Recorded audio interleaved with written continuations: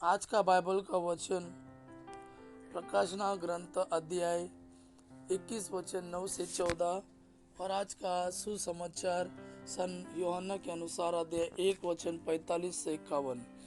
सन यूहन्ना का प्रकाशना ग्रंथ अध्याय 21 वचन 9 से 14। जो 7 स्वर्गदूत थे वे 7 प्याले लिए थे जिनमें अंतिम 7 विपत्तियां भरी हुई थी। उनमें से एक ने मेरे पास आकर कहा, आइए मैं आपको दुल्हन मेमने की पत्नी के दर्शन कराऊंगा।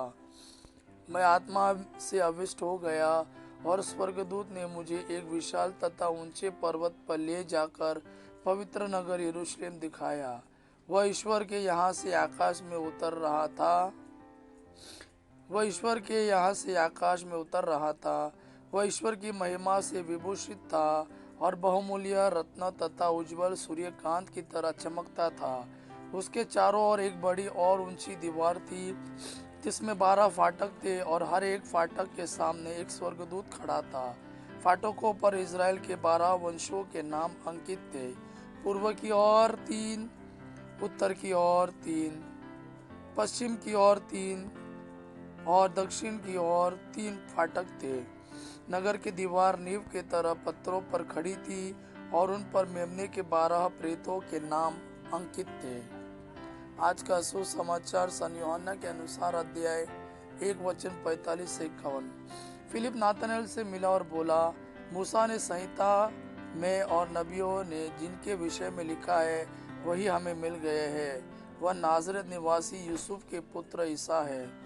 नातनएल ने उत्तर दिया, क्या नाजरेत से भी कोई अच्छी चीज़ आ सकती है? फिलिप ने कहा, आओ और स्वयं देख लो। ईसा ने नातनएल को अपने पास आते देखा और उसके विषय में कहा, देखो यह एक सच्चा इजरायली है, उसमें कोई कपट नहीं। नातनएल ने उनसे कहा, आप मुझे कैसे जानते हैं? ईसा ने उत्तर दिया, फिलिप द्वारा तुम्हारे बुलाए जाने से पहले ही मैंने तुमको अंजीर के पेड़ के नीचे देखा।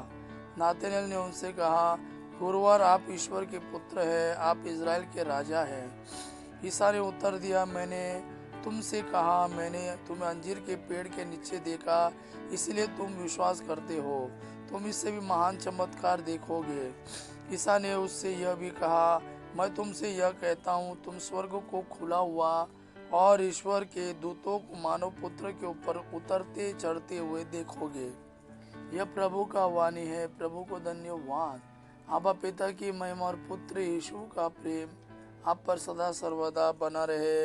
आमीन।